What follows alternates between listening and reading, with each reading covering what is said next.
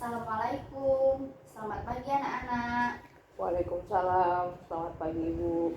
Baiklah, sebelum kita mulai kegiatan belajar mengajar kita pada pagi hari ini, ada baiknya kita berdoa terlebih dahulu.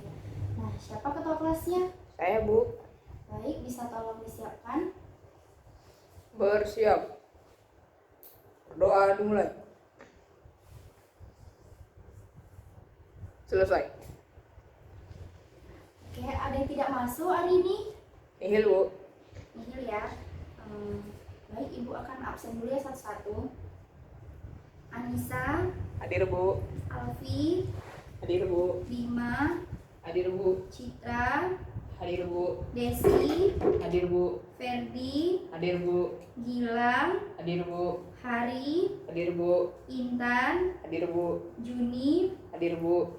Baik, hadir semua ya. Ya Bu. Nah, anak-anak, ada yang tahu hari ini kita akan membahas materi tentang apa?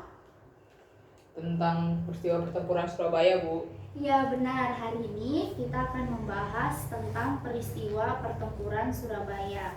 Nah, di mana peristiwa pertempuran Surabaya ini merupakan salah satu bentuk perlawanan serta perjuangan rakyat Indonesia dalam mempertahankan kemerdekaan Indonesia. Nah, anak-anak Ibu ada yang masih ingat minggu lalu kita telah membahas materi tentang apa?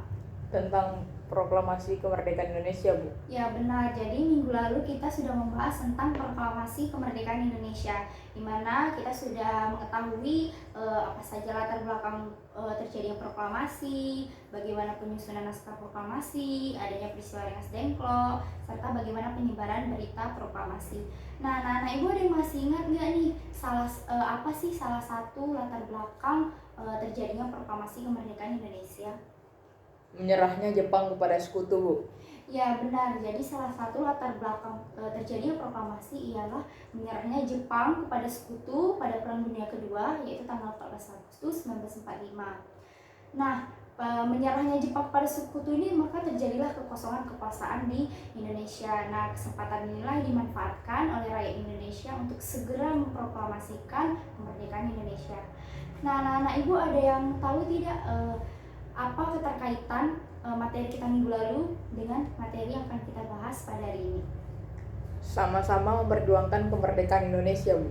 Ya benar, jadi keterkaitan materi minggu lalu dengan materi kita yang akan kita bahas pada hari ini yaitu sama-sama bertema memperjuangkan serta mempertahankan kemerdekaan Indonesia. Nah, baiklah Ibu, selanjutnya sebelum Ibu masuk ke materi, Ibu akan menjelaskan dulu pada anak Ibu yaitu tujuan pembelajaran kita pada hari ini.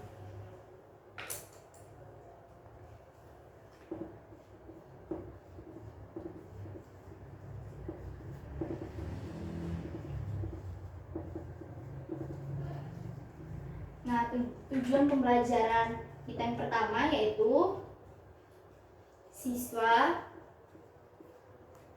diharapkan mampu menjelaskan tentang latar belakang peristiwa pertempuran Surabaya. Yang kedua, siswa diharapkan mampu menjelaskan tentang kronologi peristiwa pertempuran Surabaya. Yang ketiga, siswa diharapkan mampu menjelaskan tentang dampak positif dan negatif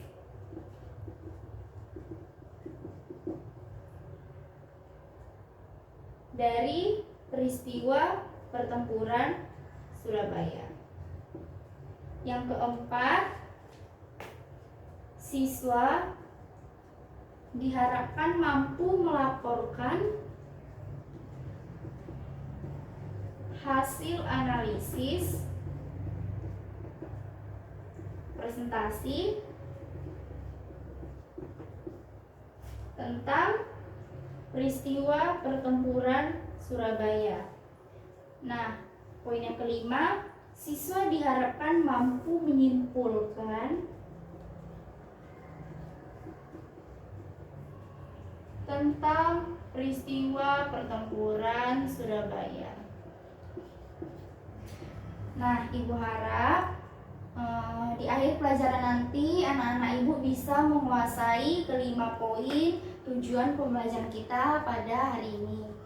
Nah, baiklah, Ibu akan langsung masuk materi. Di sini Ibu akan menjelaskan latar belakang serta kronologi peristiwa pertempuran Surabaya. Nanti Ibu akan membentuk kalian per kelompok ya. Nah, Ibu mau menampilkan sebuah gambar seorang tokoh yang berkaitan dengan peristiwa pertempuran Surabaya. Nah, anak-anak Ibu ada yang tahu gambar yang Ibu tampilkan ini tokoh siapa? Bung Tomo, Bu. Ya, benar. Jadi ini merupakan gambar Bung Tomo, atau nama aslinya itu Sutomo, tapi dia akrab dipanggil dengan Bung Tomo. Nah, Bung Tomo ini sangat berperan penting dalam peristiwa pertempuran Surabaya. Ada yang tahu peran Bung Tomo apa? Mengajak pemuda-pemudi Surabaya untuk ikut melawan penjajah, Bu.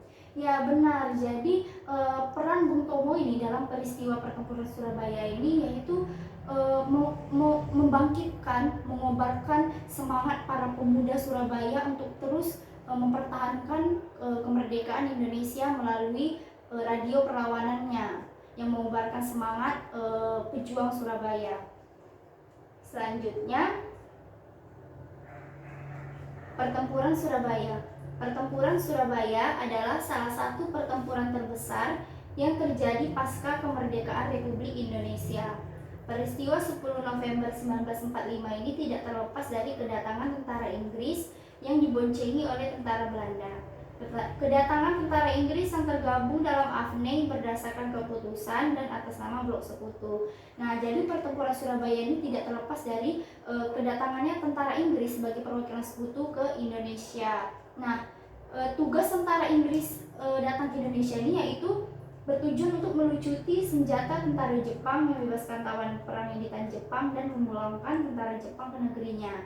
Nah, tetapi ternyata tentara Inggris ini datang ke Surabaya dengan diboncengi oleh tentara Belanda, dan mereka ini mempunyai misi tersembunyi, yaitu tentara Inggris ingin mengembalikan Indonesia ke dalam kekuasaan Belanda. Baiklah, selanjutnya yaitu latar belakang pertempuran Surabaya, yaitu adanya insiden Hotel Yamato. Nah, sebelumnya anak-anak Ibu ada yang tahu bagaimana insiden Hotel Yamato? Ada, Bu.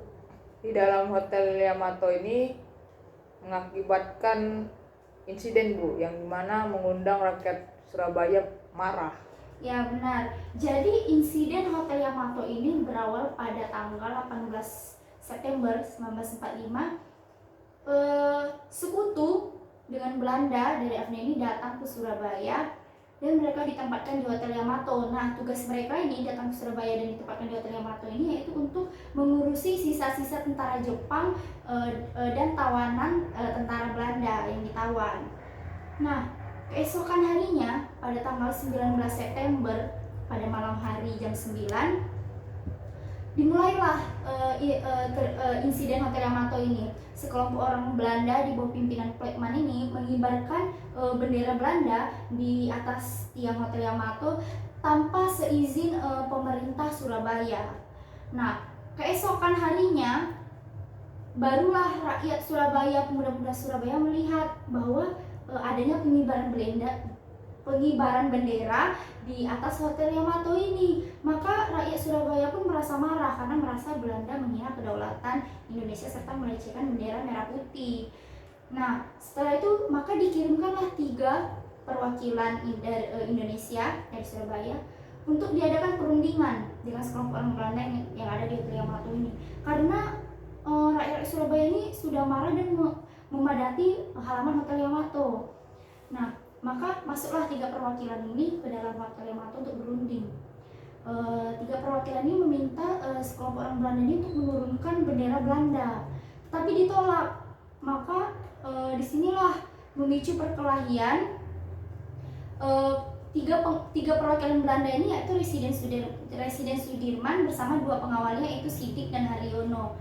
Nah, di sini karena terjadi perkelahian karena munculnya perdebatan antar perundingan ini, maka Sidik pun mencekik Plekman, dan Plekman pimpinan Belanda ini tewas, dan Sidik pun tewas pada saat itu karena terlibat perkelahian dengan tentara Belanda. Maka Haryono pun membawa Residen Sudirman keluar hotel. Namun setelah itu dia masuk lagi ke dalam hotel dan bersama Kusnul Wibowo menurunkan bendera Belanda dan merobek bagian birunya. Seperti yang kita tahu, bendera Belanda itu 3 warna ya, merah, putih, dan biru. Maka mereka menyobek bagian birunya dan menaikkan lagi sisanya, yaitu bendera merah dan putih. Nah, disinilah insiden Hotel Lemato ini menjadi dampak pemicu latar belakang pertempuran Surabaya. Nah, anak-anak ibu, kira-kira nih di saat sekarang ini ada tidak peristiwa atau aksi atau insiden yang menggambarkan seperti kejadian insiden Hotel Lemato ini, yang menggambarkan bahwa semangat rela berkorban, berjuang gitu demi mempertahankan Indonesia, demi menghargai bendera merah putih. Kira-kira ada tidak pada saat sekarang ini terjadi lagi insiden seperti yang pejuang kita lakukan dalam memperjuangkan bendera merah putih dalam insiden Hotel Lemato ini? Ada Bu, ada beberapa di negara kita di Indonesia Ya. yang masih mengorbankan untuk melangsungkan kemerdekaan Bu. Kayak seperti waktu Paskibra ada pembawa benderanya yang kena paku kakinya Bu, tapi tetap melangsungkan acara tersebut Bu. Oh iya, benar, itu juga menjadi salah satu Iya. ya. Berarti dia demi Berkibarnya bendera. berkibarnya bendera merah putih walaupun sakit ya, tapi dia tetap tidak ingin perlangsungan itu Gagal. Nah, ibu juga punya contoh nih. Nah, ini ada yang masih ingat nggak? Karena beritanya sempat viral ya pada tahun 2018, yaitu aksi heroik bocah SMP panjat tiang karena tali bendera putus demi merah putih berkibar. Nah, ada yang pernah dengar berita ini? Pernah Bu. Ya, jadi berita ini termasuk salah satu kejadian atau aksi oleh seorang bocah SMP ini yang menggambarkan bahwa di dalam dirinya itu ditanami oleh semangat pejuang kita yang terdahulu. Karena dalam rangka memperingati 17 Agustus ya ini, dia rela memanjat tiang demi menyambung tali yang putus demi berkibarnya bendera kita merah putih. Nah, seperti itu. Selanjutnya, nah, latar belakang kedua yaitu kedatangan sekutu di Surabaya. Nah, seperti yang Ibu sudah jelaskan tadi, kedatangan sekutu di Surabaya yaitu dia ingin melaksanakan tugasnya untuk melucuti senjata tentara Jepang dan memulangkan tentara Jepang ke negaranya. Selanjutnya, nah, sekutu mengingkari janji dengan mengadakan gencatan senjata. Nah, di sini sekutu ini terjadi kesepakatan antara pada saat sekutu datang ke Surabaya, itu terjadi kesepakatan antara sekutu dengan pemerintah Surabaya. Namun ternyata sekutu mengingkari janjinya dengan mengadakan gencatan senjata. Nah, disinilah nanti meletusnya pertempuran untuk yang pertama kalinya antara sekutu dengan rakyat Surabaya.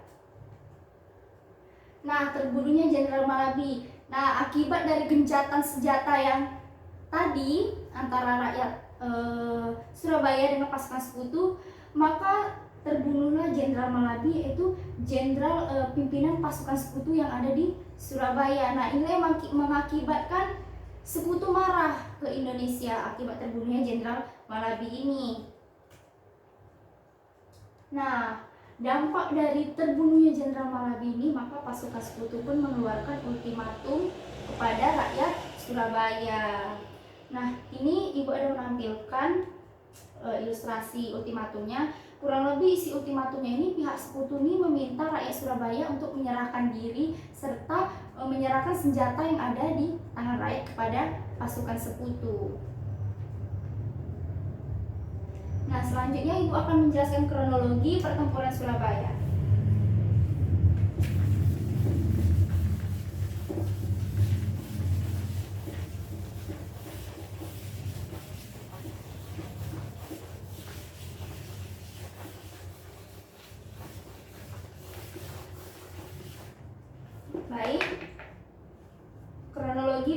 Surabaya.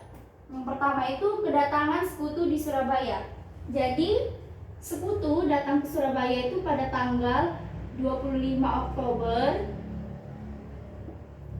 1945. Sekutu datang di bawah pimpinan Jenderal AWS Malabi. Nah, Jenderal AWS Malabi ini merupakan perwakilan sekutu untuk datang ke Surabaya.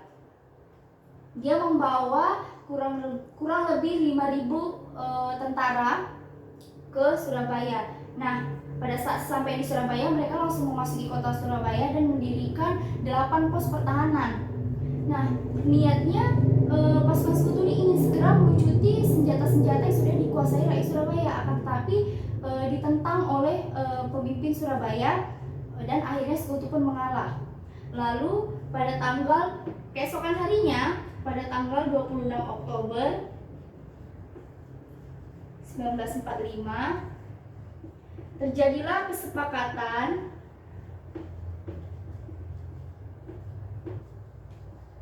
antara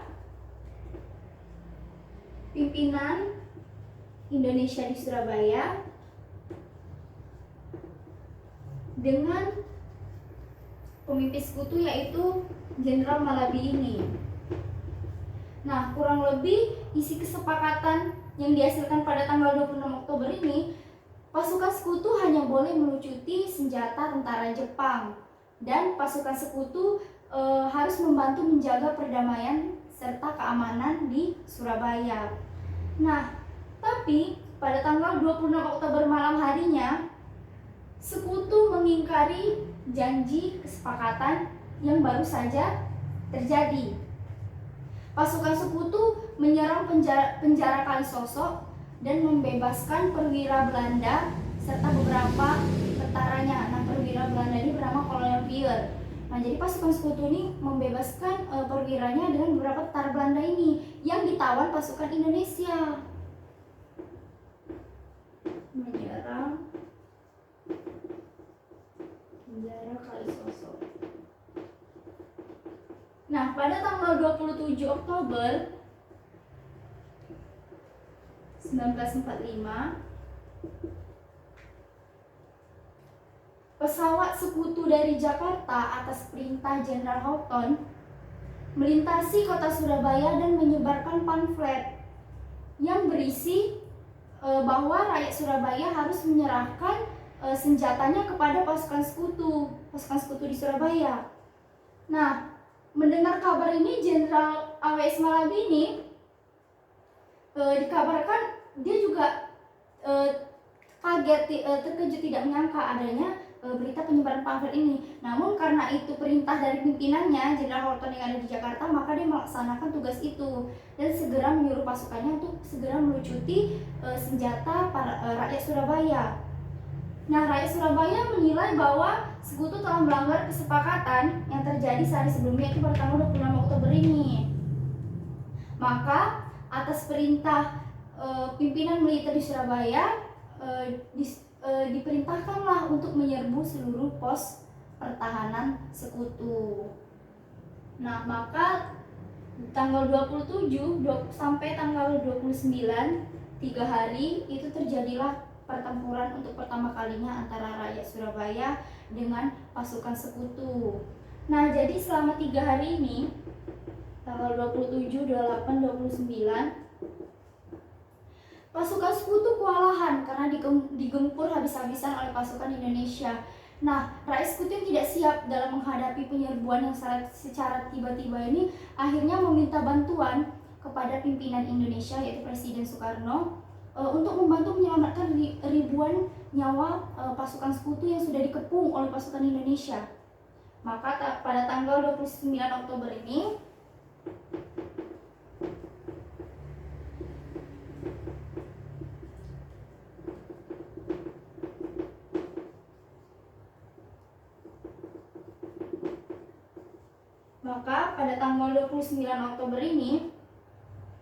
datanglah pimpinan kita, pimpinan Indonesia dari Jakarta, yaitu Insinyur Soekarno dan wakilnya Muhammad Hatta serta Menteri Penerangan Amir Syarifuddin.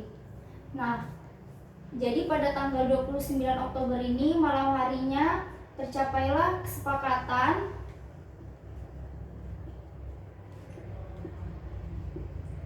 antara pimpinan Indonesia yaitu Soekarno dengan Jenderal AWS Malabini, tertuang di dalam persetujuan gencatan senjata akibat insiden Surabaya. Nah, tapi kesepakatan pada tanggal 29 Oktober ini antara Soekarno dengan Malabini yaitu persetujuan sementara. Nah, jadi intinya isi dalam kesepakatan pada tanggal 29 Oktober ini bahwa diminta kedua belah pihak berdamai dan menghentikan baku tembak, sama-sama menjaga perdamaian. Nah, keesokan harinya tanggal 30 Oktober terjadi kesepakatan lagi antara pimpinan Indonesia kita, Presiden kita Soekarno dengan Jenderal Houghton. Jenderal Houghton ini jenderal yang memerintahkan menyebarkan pamflet pada tanggal 27 Oktober. Nah, isi dari kesepakatan pada tanggal 30 Oktober ini antara pimpinan Indonesia dengan Jenderal Houghton ini yaitu intinya Jenderal Houghton mengatakan bahwa pamflet yang ditandatanganinya yang disebarkan pada tanggal 27 Oktober itu tidak berlaku. Dan pasukan sekutu mengakui adanya TKR dan polisi Surabaya. TKR itu Tentara Keamanan Rakyat ya. Nah, pada tanggal 30 Oktober juga Menteri Penerangan Amir Syarifuddin ini membuat kesepakatan juga dengan membentuk suatu kontak biro yang di dalamnya ini terlibat kedua belah pihak antara pihak Indonesia juga dengan pihak tentara Inggris untuk menyelesaikan pertempuran yang masih saja terjadi dan untuk melakukan perdamaian antara kedua belah pihak. Nah, maka setelah dibentuk suatu kontak biro ini, pergilah anggota-anggota kontak biro ini ke tempat terakhir pertempuran. Nah, di sini tempat terakhir yang masih jadi pertempuran ini, pasukan sekutu ini sudah dikepung oleh pasukan Indonesia. Nah, di sini pasukan Indonesia menuntut pihak sekutu untuk menyerah. Namun jenderalnya AWS Malabini menolak, tidak mau menyerah. Nah, disinilah terjadi baku tembak yang menewaskan Jenderal Malabi. Nah, selanjutnya yaitu pasca terbunuhnya Jenderal Malabi, sekutu marah. Sekutu merasa bahwa Indonesia telah melanggar kesepakatan. Nah, Jenderal Panglima Tinggi AFNI yaitu Jenderal Christison mengatakan bahwa Indonesia telah melanggar kesepakatan gencatan senjata akibat tewasnya Jenderal Malabi. Nah, maka dari itu pada tanggal 31 Oktober 1945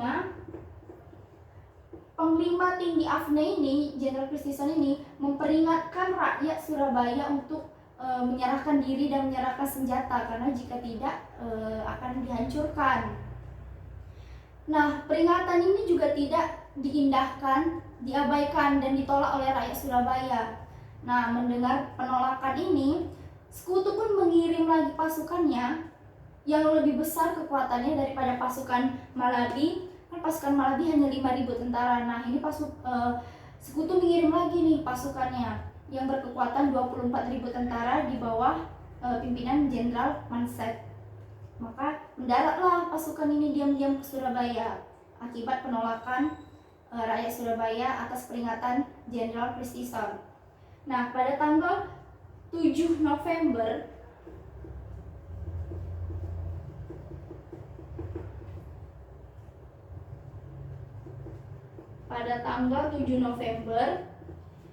Jenderal Manset mengirimkan surat kepada Gubernur Suryo yang isinya menuduh bahwa Gubernur Suryo ini tidak bisa menguasai keadaan Surabaya dan menganggap menghalang-halangi tugas sekutu. Maka jawaban jawaban Gubernur Suryo atas surat Jenderal Masek itu pada tanggal 9 November.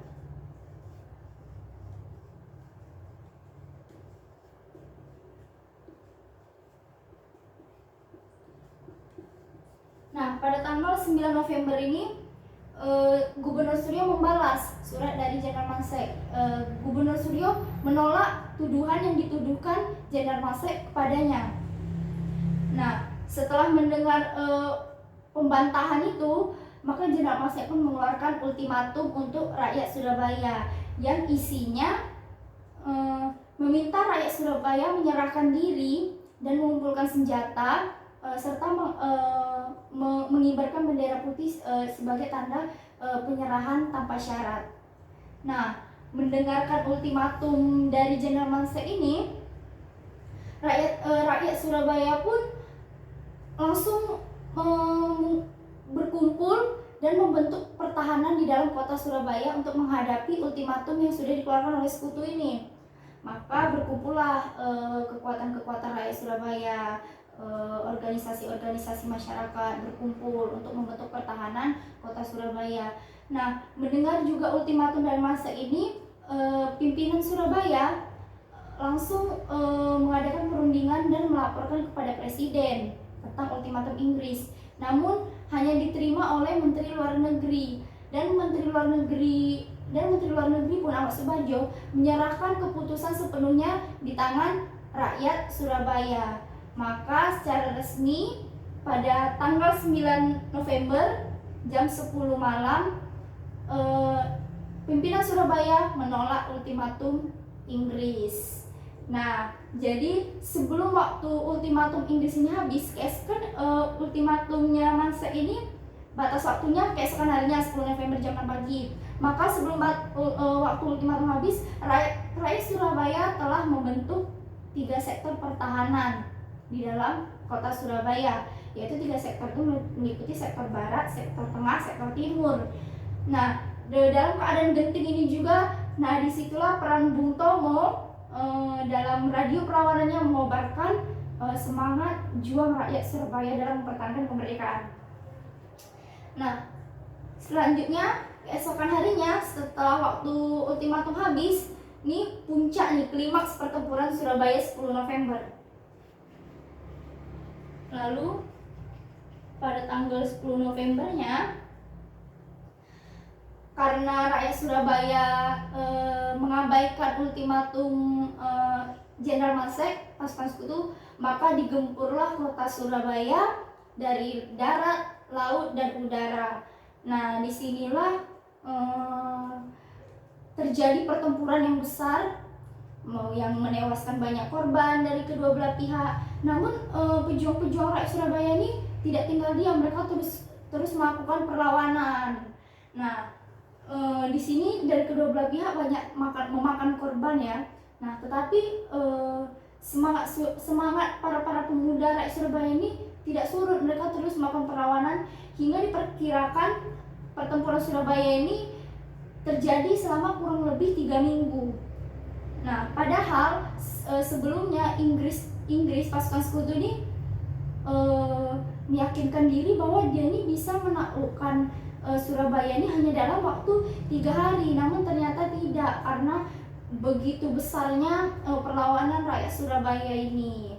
Nah, walaupun akhirnya kekalahan jatuh di tangan pasukan Indonesia, tetapi dari peristiwa pertempuran Surabaya ini kita bisa tahu bahwa bagaimana besarnya semangat para pemuda Surabaya, bahwa walaupun pejuang ini dipukul mundur, tetapi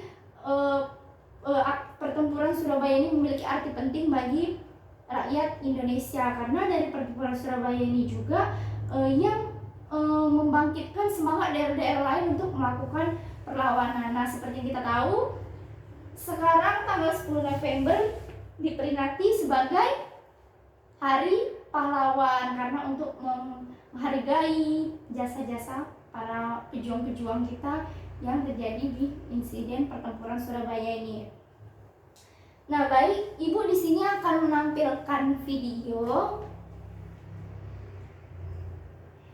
yang berkaitan dengan pertempuran Surabaya ini.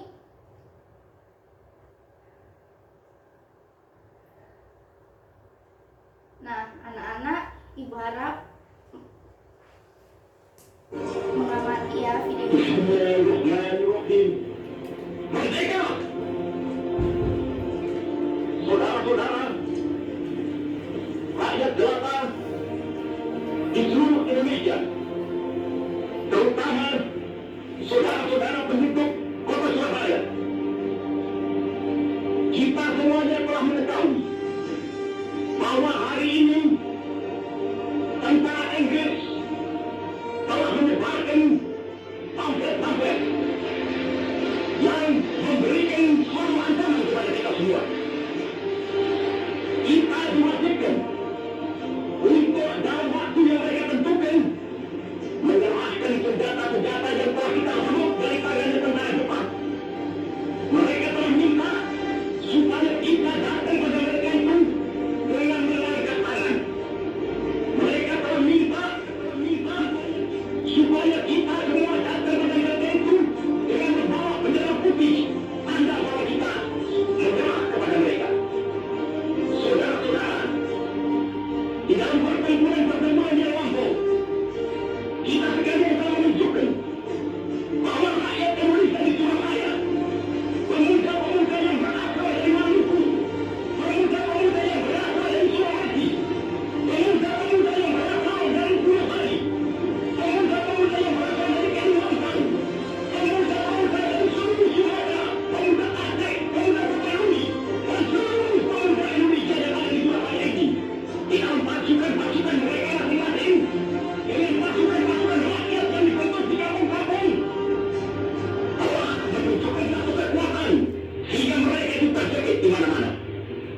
Hanya karena taktik yang licik daripada mereka itu, saudara-saudara, dengan mendatangkan presiden dan pemimpin-pemimpin lainnya ke Surabaya ini, maka kita tunduk untuk menghentikan pertempuran. Tetapi pada masa itu mereka telah memperkuat diri, dan setelah kuat, sekarang inilah keadaannya.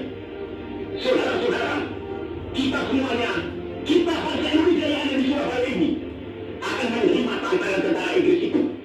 Dan kalau pimpinan tentara Inggris yang ada di Surabaya ingin mendengarkan jawaban rakyat Indonesia, ingin mendengarkan jawaban seluruh bangsa Indonesia yang ada di Surabaya ini, dengarkanlah ini tentara Inggris. Ini jawaban kita. Ini jawaban rakyat Surabaya. Ini. Kau mengakui bahwa kita ini akan membawa bendera putih untuk takut kepadamu. Kau menyuruh kita mengangkat tangan datang kepadamu. Kau menyuruh kita membawa senjata-senjata yang masih merampas dari tentara Jepang untuk diserahkan kepadamu. Oleh karena itu, walaupun kita tahu bahwa proses yang lain mengancam kita untuk menggempur kita dengan seluruh kekuatan yang ada, tetapi inilah jawaban kita.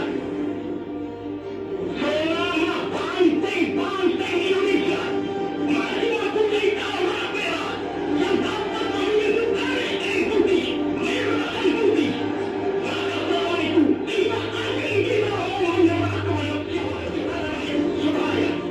Lihatlah keadaan seperti. Tetapi saya ingatkan sekali lagi, jangan mulai menembak. Baru kalau kita ditembak, maka kita akan kasih menyerang mereka itu. Kita tunjukkan bahwa kita ialah benar-benar orang yang ingin merdeka. Dan untuk kita, saudara-saudara, lebih baik kita hancur duluan daripada kita merdeka. Lebih baik kita tetap merdeka atau mati. Dan kita yakin, saudara, pada akhirnya pastilah kita ini akan jatuh kepada kita. Sebab Allah selalu berada di wilayah benar. Merdeka atau mati. Dan kita yakin, saudara, pada akhirnya pastilah kita ini akan jatuh kepada kita. Sebab Allah selalu berada di wilayah benar. Percayalah, saudara-saudara, Tuhan akan melindungi kita sekalian. Allahu Akbar, Allahu Akbar, Allahu Akbar. Merdeka! Nah, ada yang tahu ini suara siapa dari video ini? Bung Tomo, Bu. Ya benar, jadi inilah yang Ibu bilang tadi, pidato Bung Tomo yang sangat berperan penting dalam peristiwa pertempuran Surabaya untuk mengobarkan semangat juang rakyat Surabaya. Nah baik, Ibu akan membentuk kalian 2 kelompok ya. Nah, Ibu minta kalian meringkas latar belakang serta kronologi yang telah Ibu jelaskan tadi, serta Ibu minta kalian menganalisis apa sih dampak positif dan dampak negatif dari peristiwa pertempuran Surabaya ini. Kelompok 1 sudah siap? Sudah, Bu. Ya baik, silakan dipresentasikan.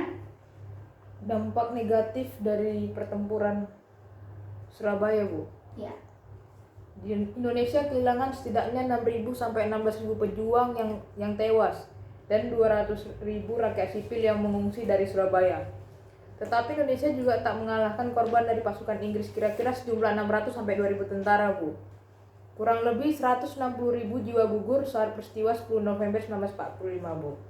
Dampak positifnya yaitu dengan pertempuran Surabaya sebagai pembentukan jiwa nasionalisme bangsa Indonesia untuk menentang kembali penjajahan dan mempertahankan kemerdekaan.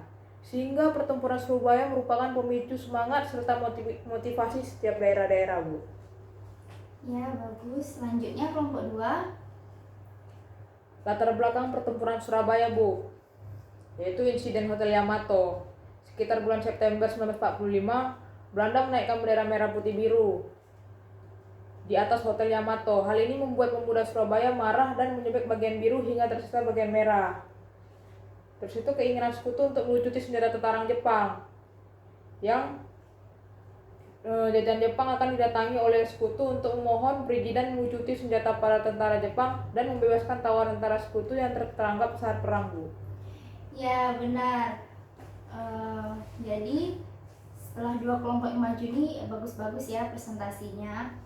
Nah, di sini Ibu mau mengajukan pertanyaan nih, kuis. Untuk menambah nilai, siapa yang bisa jawab tunjuk tangan ya. Nah, siapa dua tokoh yang sangat berperan penting dalam insiden Hotel Yamato?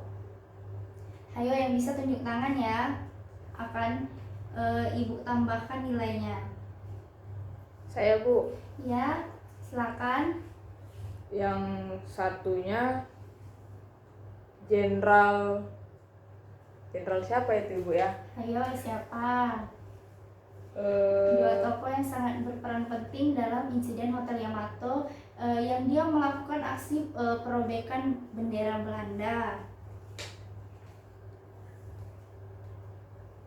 Kusnowibowo, Bu. Ya benar, satu laginya. Sama Haryono, Bu. Ya benar, beri aplaus untuk Intan. Makasih, Bu. Ya, berarti Intan dapat nilai tambahan ya hari ini. Iya, Bu. Baik, anak-anak Ibu ada yang bisa menyimpulkan pembahasan materi kita pada pagi hari ini? Saya, Bu. Ya, silakan. Dari yang saya tangkap, yang Ibu terangkan, materi Ibu yang terangkan, bahwa untuk mempertahankan Indonesia itu nggak harus dengan berperang, Bu, untuk zaman sekarang. Ya benar. Tapi dengan rela berkorban seperti yang tadi Ibu bilang, aksi heroik anak SMP itu patut dicontoh, Bu. Ya benar. Gitu aja, Bu. Ya bagus. Baiklah, akan Ibu simpulkan untuk materi kita pada hari ini. Nah, jadi dari peristiwa pertempuran Surabaya ini dapat kita ambil makna perjuangan kemerdekaan Indonesia, di mana sikap-sikap para pejuang itu yang harus kita teladani, sikap rela berkorbannya, sikap pantang menyerahnya. Nah, sebagaimana kata Insinyur Soekarno bahwa bangsa yang besar ialah bangsa yang menghargai jasa para pahlawannya. Maka dari itu pertempuran Surabaya pada tanggal 10 November ini dijadikan Hari Pahlawan sampai saat sekarang ini karena untuk menghargai jasa-jasa para pahlawan kita. Nah, baik, sekian pembelajaran kita pada pagi hari ini. Wassalamualaikum warahmatullahi wabarakatuh. Waalaikumsalam warahmatullahi wabarakatuh.